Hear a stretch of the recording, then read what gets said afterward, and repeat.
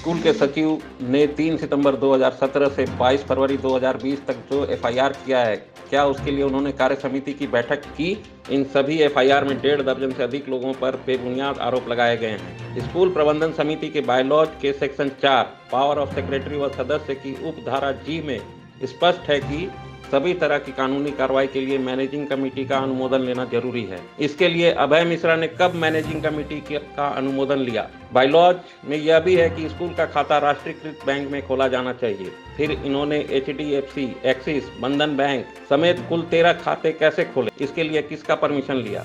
क्या वर्तमान समिति के अध्यक्ष, कोषाध्यक्ष और उपाध्यक्ष ने इनकी मदद की? इन्होंने विवेकानंद विद्या मंदिर कैसे नवंबर 2016 से लेकर मार्च 2017 तक 2,31,47,282 रुपये नकद जमा किए और बाद में निकाल लिया? यह जांच का विषय है। संघ की तरफ से 2016-17 से लेकर अब तक के सभी वित्तीय वर्ष का लेखा जोखा मांगा गया है और इनके कार्यकलापों की जांच की मांग की गई है। इतना ही नहीं, संघ के बायलॉज में कहा इस कोई भी पदधारी 2 वर्ष या 2 टर्म से अधिक नहीं रह सकता। फिर भी ये 2015 से लगातार कैसे बने हुए हैं?